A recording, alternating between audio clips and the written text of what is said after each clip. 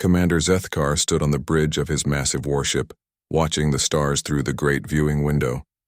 His dark blue skin gleamed under the bright lights, and his forearms moved with practiced ease across the control panels. The Bois. Hegemony's Third Fleet had been patrolling this sector for 3 months, searching for pirates and rebels who dared to challenge their rule. The Vorthon Empire controlled most of the galaxy. They were strong, smart, and feared by every other species they had ever met. Zethkar had spent 40 years of his life bringing that fear to new worlds. It was what his people did best. "Sir, we have detected 2 ships in distress near the dying star," reported his communications officer, a younger Vorthon named Grixtal. "One appears to be a primitive vessel from that new species. Humans, I think they are called. The other is..."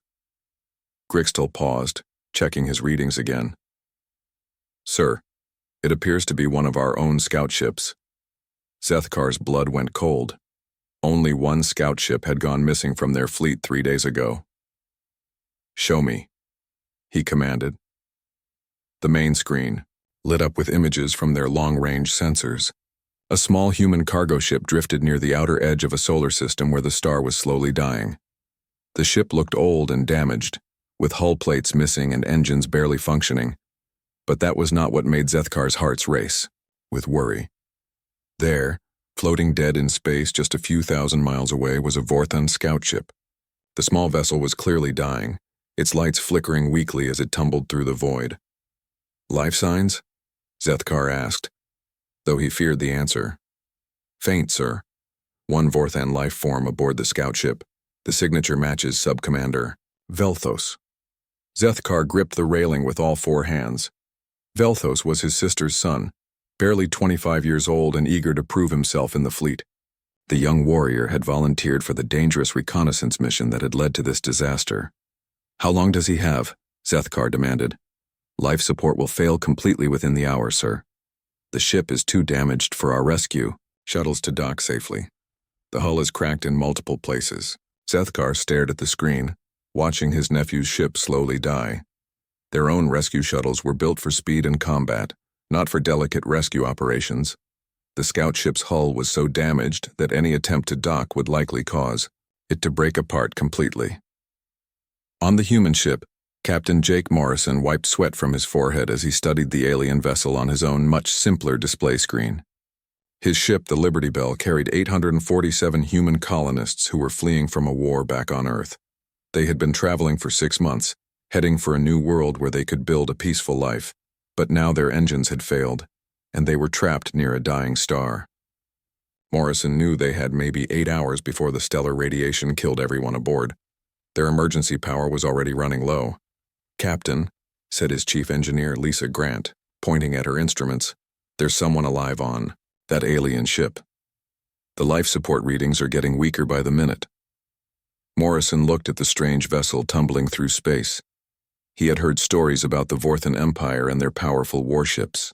Most humans had never seen a Vorthon, but everyone knew they were dangerous.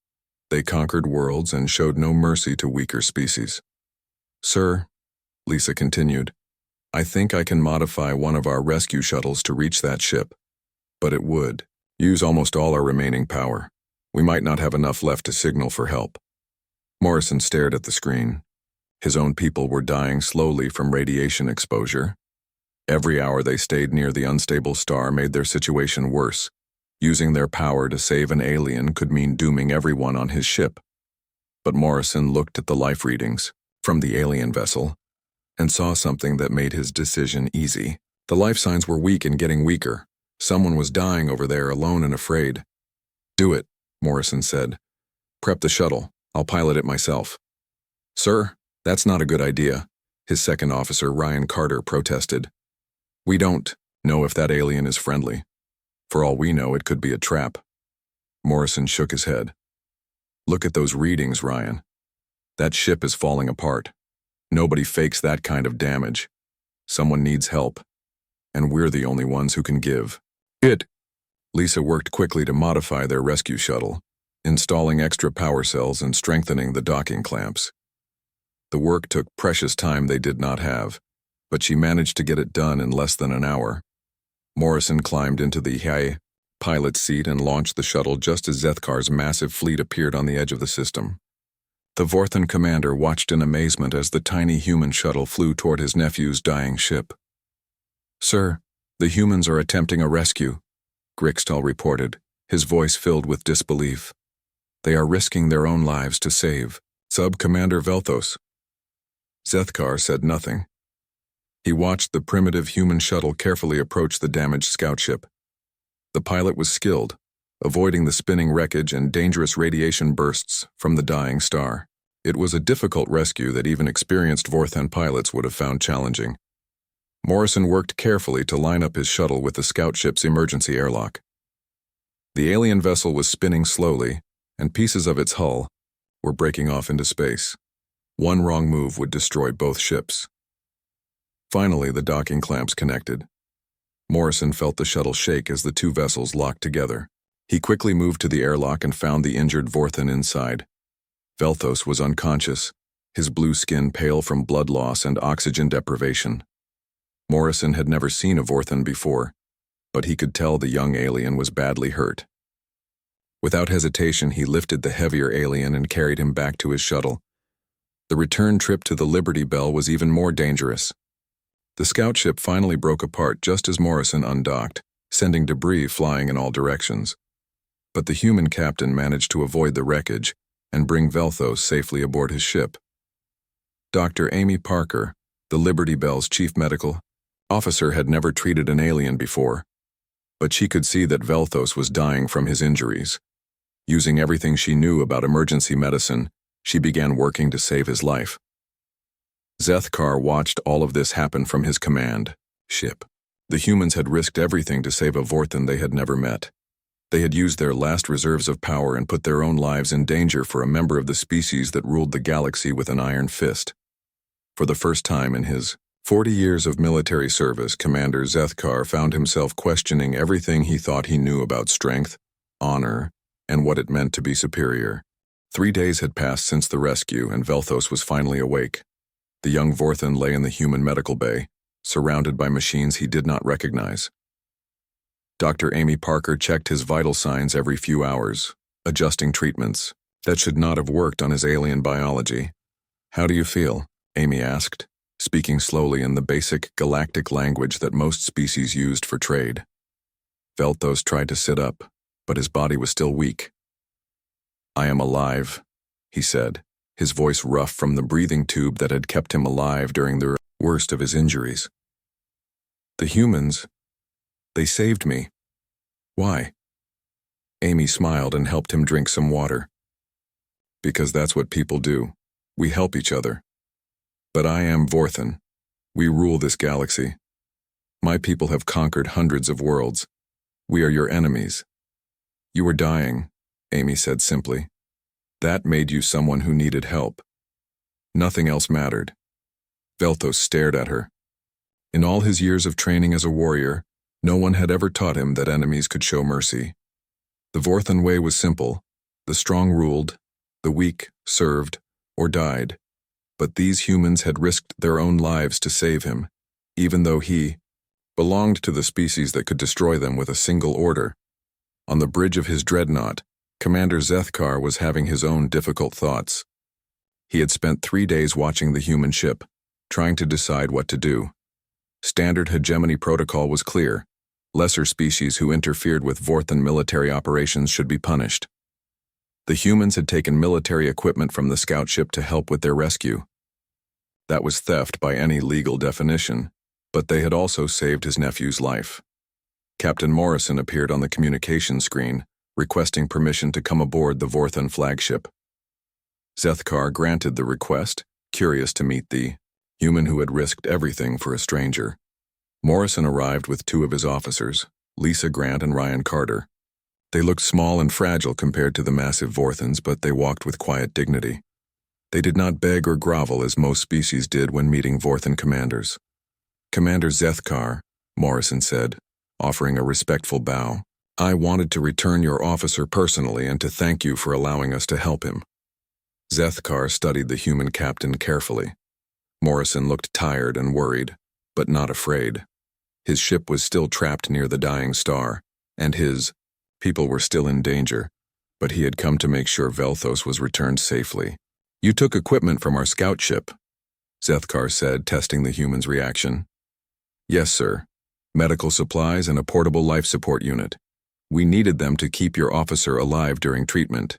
I can provide a full list of everything we used." "And you expect no payment for saving a Vorthan life?" Morrison looked confused by the question. "Payment? Sir, we were just helping someone who needed it. We don't expect anything in return." Zethkar felt something shift inside his chest. In Vorthan society, everything had a price. Every favor came with obligations. Every act of kindness was really a business transaction. But these humans had risked their lives for nothing more than the knowledge that they had helped someone. "Your ship is still in danger," Zethkar observed. "Your engines are failing, and the star's radiation will kill your people within days." "Yes, sir. We're working on repairs, but our options are limited." Zethkar made a decision that would have shocked every other Vorthan commander in the fleet. "My engineers will repair your ship. We will also provide you with fuel and supplies for your journey." Morrison's eyes widened. "Sir, that's incredibly generous, but we can't accept such a gift. We have nothing to offer in return." "You saved my nephew's life. Among my people, a life debt is sacred. It must be repaid." Over the next 2 days, Vorthan engineers worked alongside humans to repair the Liberty Bell. Lisa Grant watched in amazement as alien technology seamlessly integrated with human systems.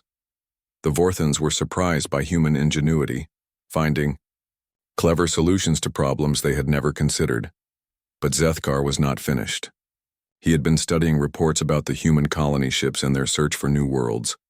Most of the galaxy was already claimed by the hegemony or other powerful species. Humans were running out of places to go. "There is a world called Kepler's. Rest in the Rigel sector," Zethkar told Morrison during their final meeting. "It is habitable but currently uninhabited. I am granting your people settlement rights there." Morrison was speechless. No species had ever been given territory within hegemony space without being conquered first. "Commander, I don't understand. This is far beyond repaying any debt. Your people showed mercy to mine when you had every reason to let him die. You risked everything for someone you had never met. That tells me your species has honor." Zethkar paused, choosing his words carefully. "The galaxy has too few species with true honor. Perhaps it is time the hegemony learned from such an example." Before the human ships departed for their new home, Velthos insisted on visiting the Liberty Bell one more time. He found Dr. Amy Parker in her medical bay, cleaning equipment and preparing for the journey ahead. "I wanted to thank you," he said, still speaking carefully in the galactic trade language. "You saved my life with medicine that was never meant for my species." "How did you know what to do?" Amy smiled. "I didn't know. I just tried everything I could think of and hoped something would work. Sometimes that's all you can do. Try your best and hope it's enough. Is that the human way? To help even when you don't know if it will work?" "It's the right way," Amy said. "At least I think it is."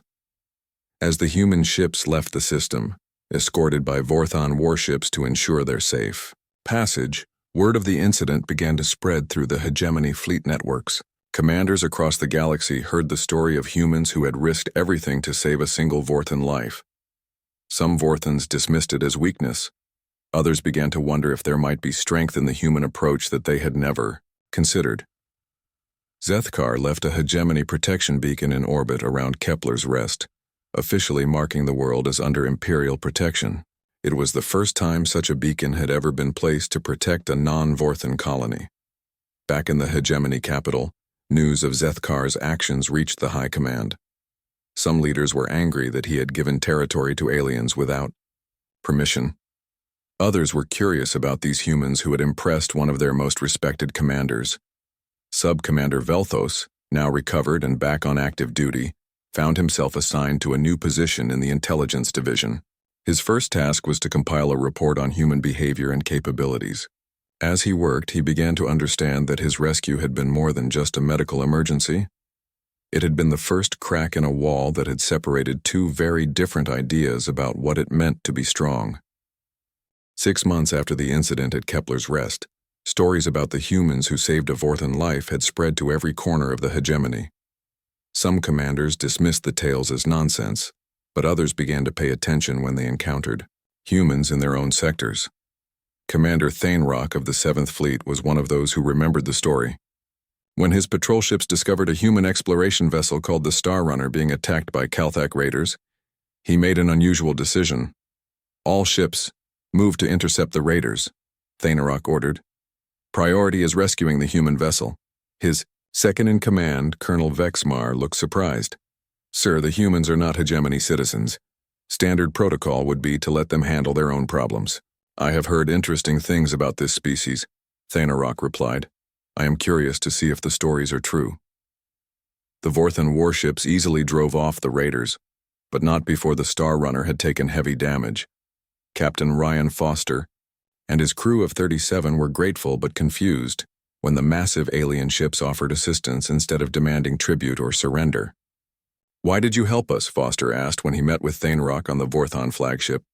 Your species once saved one of our young officers, Thanerock explained. I wanted to see what kind of people would risk their lives for a stranger. Foster nodded slowly. He had heard the story of Kepler's Rest from other human ships. And what have you decided? That remains to be seen.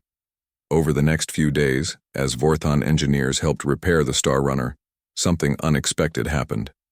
The humans did not simply wait to be rescued. Instead, they actively helped with the repairs and offered suggestions that surprised their alien rescuers.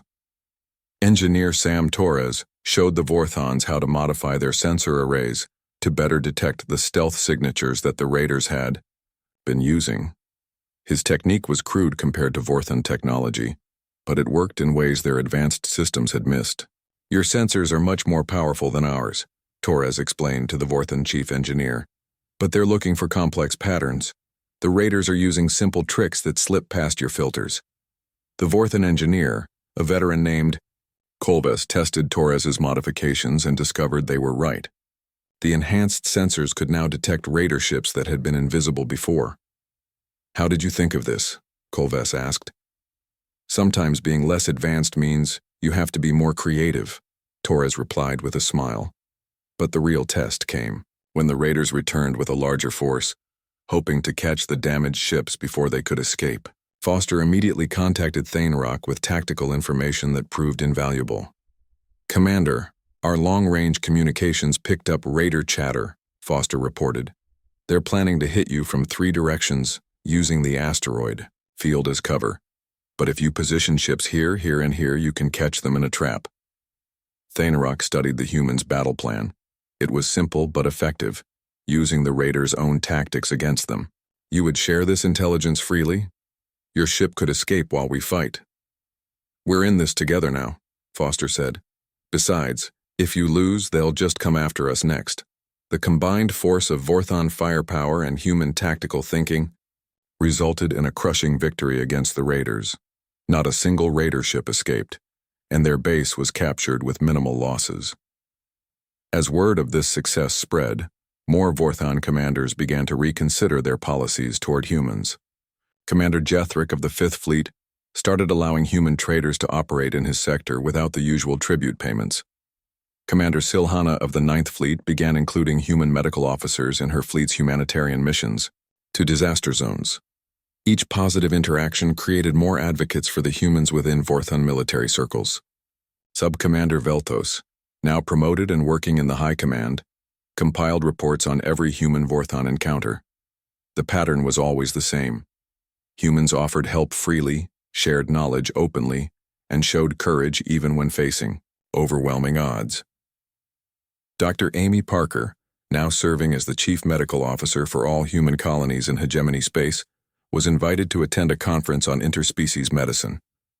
Her presentation on adaptive treatment protocols drew standing ovations from alien doctors who had never considered learning from a primitive species. The key is not having the most advanced technology, Amy explained to an audience that included some of the galaxy's top medical minds. The key is being willing to try new approaches when the standard methods don't work. A Vorthan doctor named Helnara approached Amy after the presentation. Your techniques saved my patient last month, a Zelian child with a rare genetic condition. Our best treatments had failed, but your adaptive approach worked perfectly.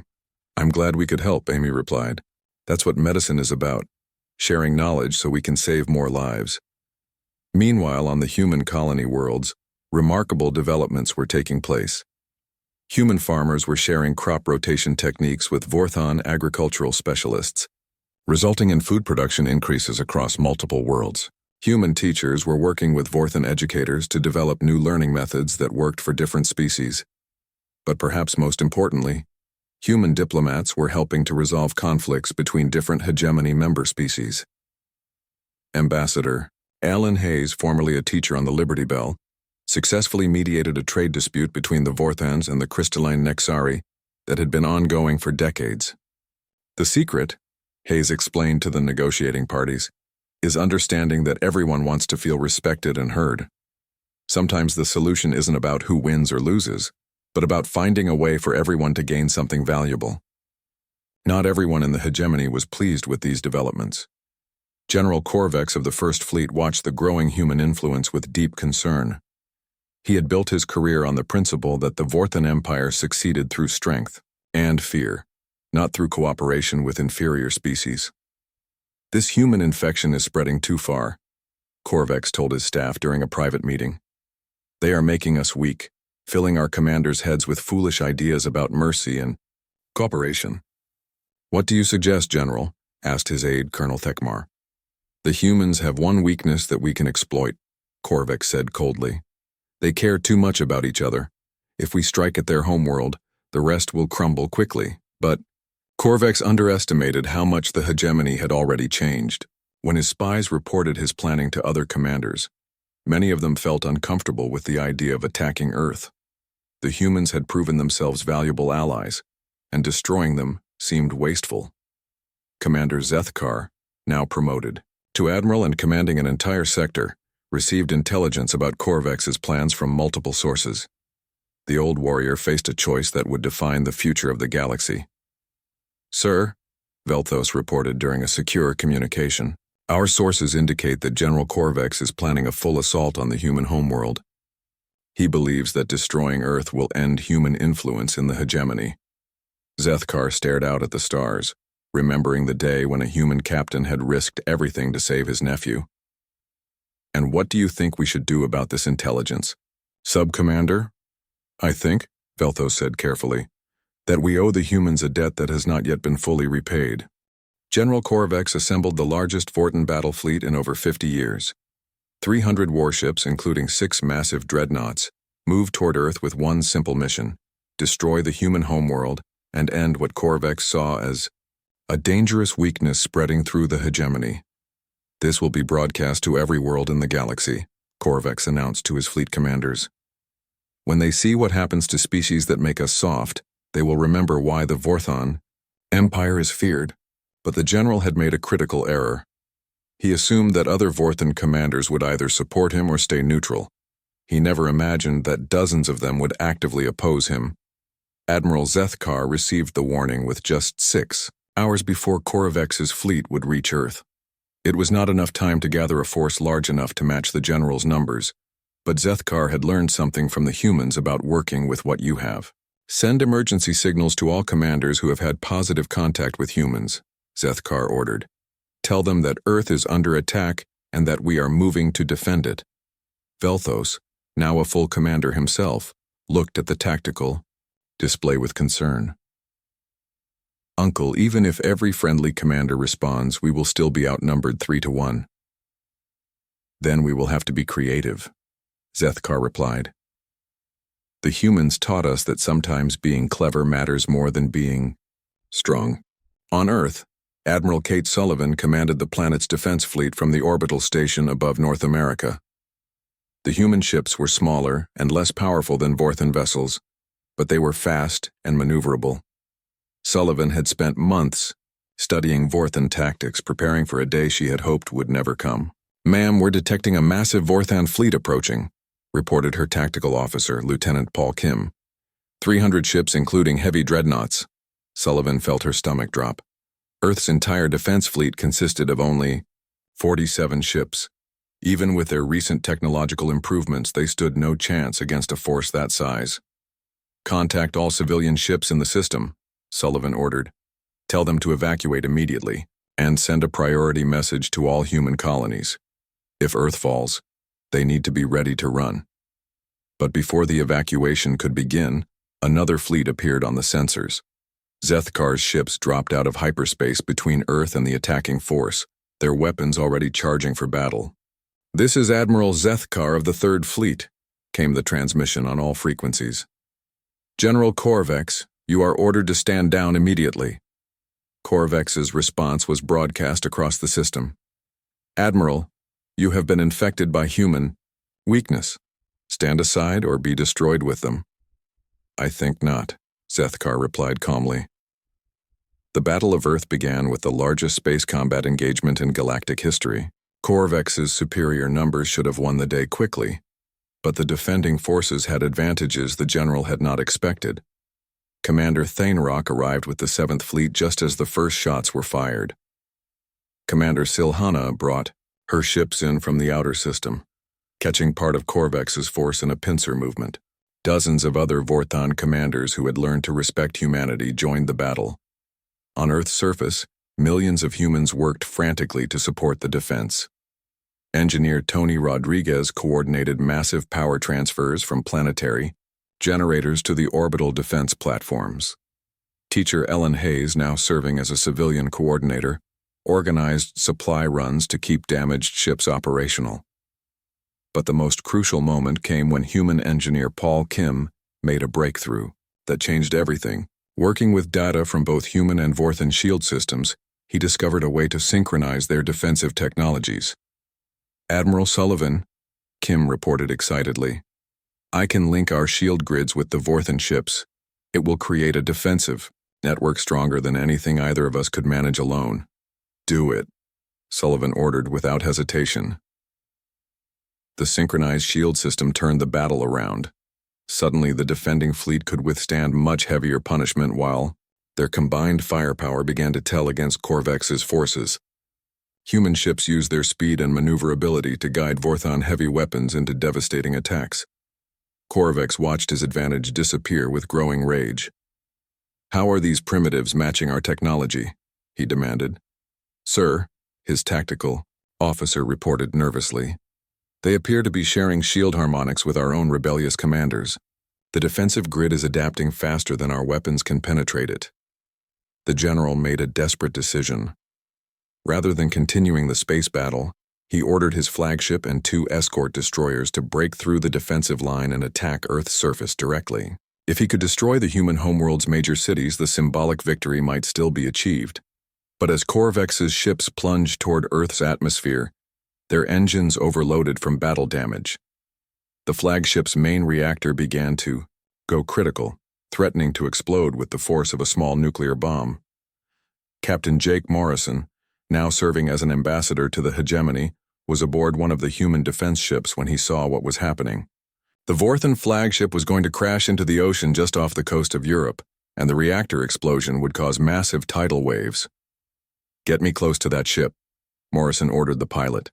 "Sir, that's suicide," the young officer protested. "That reactor is going to blow any second, which is why someone needs to get the crew off before it does," Morrison replied. Morrison's rescue shuttle reached Korvex's ship just as the evacuation alarms began sounding. The general himself was trapped in the engineering section, trying desperately to prevent the reactor from exploding over a populated area. When Morrison found him, Korvex was barely conscious from radiation exposure, his hands still working frantically at the reactor controls. "Leave me," Korvex gasped when he saw the human. "Save yourself." "Not going to happen," Morrison said, lifting the much larger alien and carrying him toward the escape pods. "We're getting out of here together." "Why?" Korvex asked as Morrison struggled with his weight. "I came here to destroy your world, to kill your people." Morrison paused for just a moment, meeting the general's eyes. "Because that's what we do. We help people." They escaped the flagship just seconds before it exploded safely in the upper atmosphere, its debris falling harmlessly into the empty ocean. Morrison's shuttle was damaged by the blast, but both he and Korvax survived. The battle ended with Korvax's surviving ships surrendering. The general himself, saved by the very human he had tried to destroy, found himself questioning everything he had believed about strength and superiority. In the aftermath, as rescue teams worked to help survivors from both sides, something fundamental had changed in the galaxy. The Battle of Earth had not just been a military victory, it had been proof that cooperation between species could create something stronger than either could achieve alone. Korvax, recovering in a human hospital, watched news reports of Vorthon and human medical teams working together to treat the wounded. When Dr. Amy Parker came to check on his injuries, he looked at her with new understanding. "Your Captain Morrison saved my life," he said quietly. "After everything I tried to do to his people." "That's who we are," Amy replied simply. "We believe everyone deserves a chance to be better than their worst moment." For the first time in his long military career, General Korvax began to wonder if the humans might be teaching the galaxy something far more valuable than how to wage war. 1 year after the Battle of Earth, the galaxy looked very different. The Vorthon High Command, now led by Supreme Commander Veltos, had formally dissolved the old hegemony and replaced it with something that had never existed before. The Galactic Compact, an alliance of equal partners rather than conquerors and subjects. General Korvax, once the greatest opponent of human influence, had become one of its strongest supporters.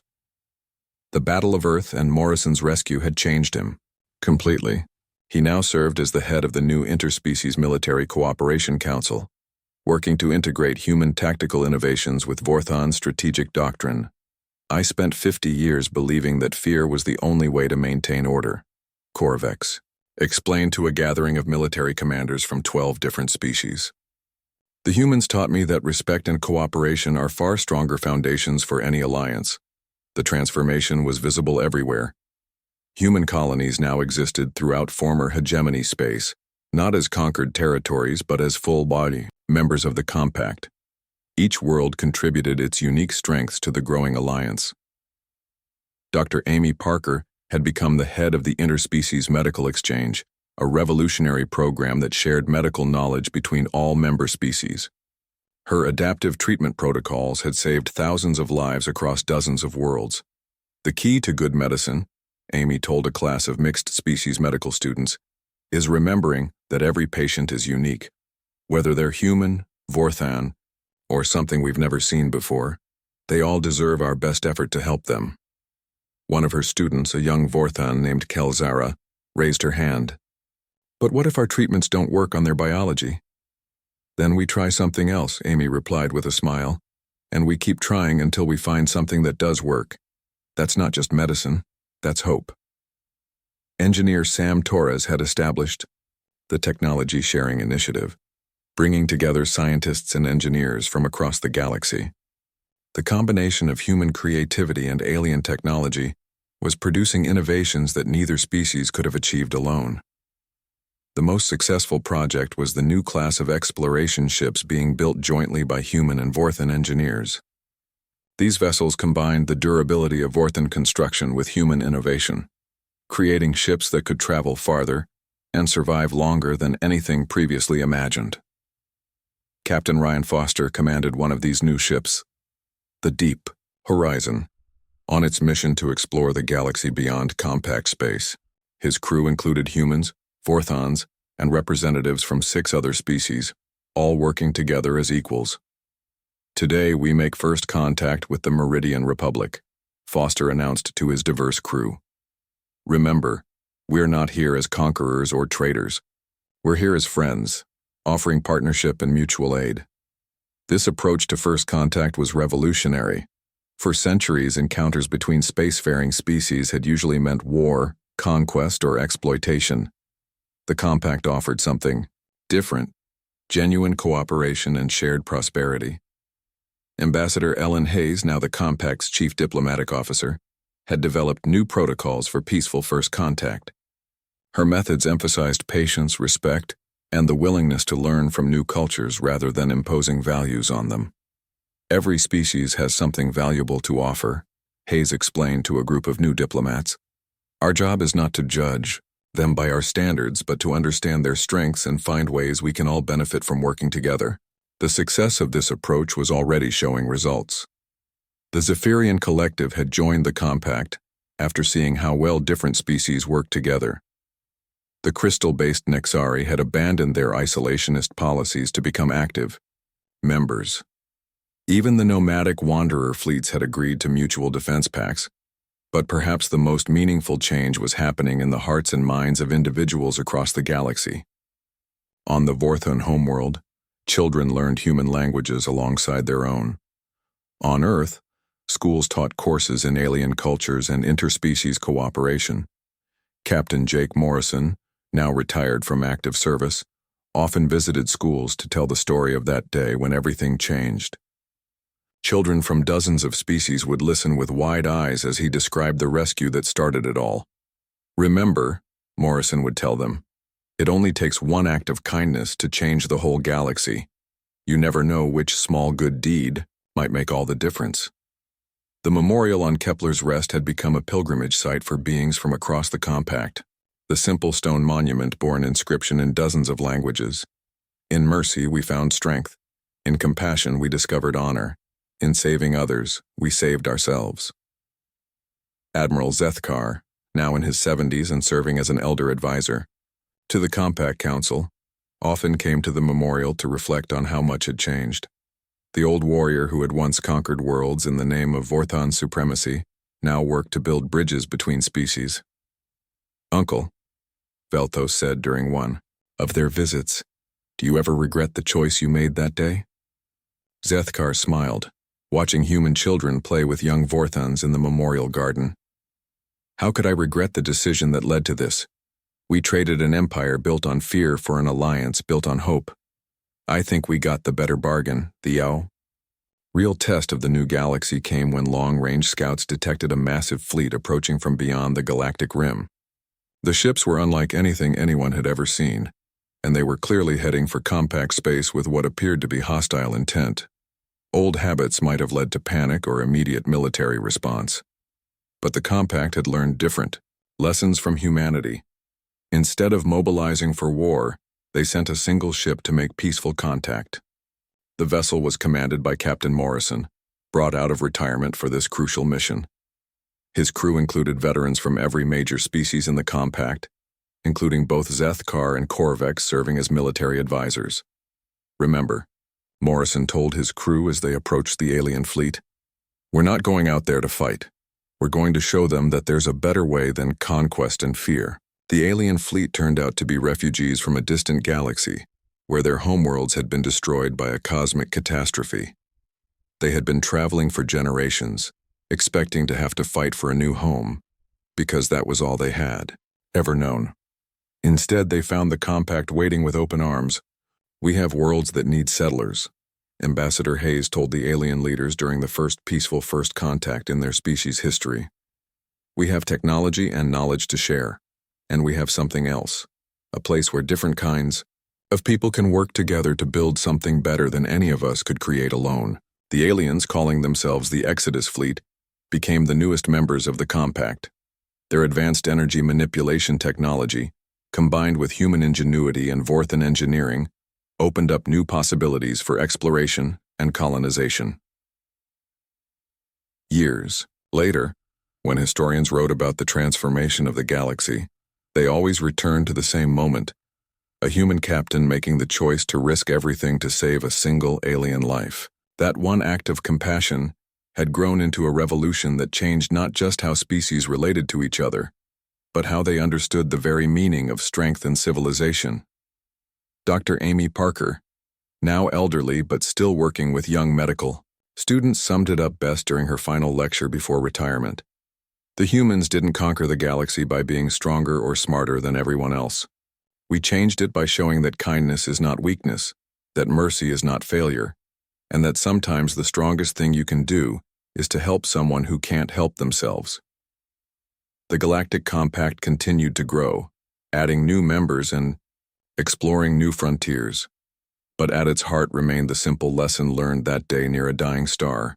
When you save others, you save yourself. When you show mercy, you find strength. And when you choose hope over fear, anything becomes possible.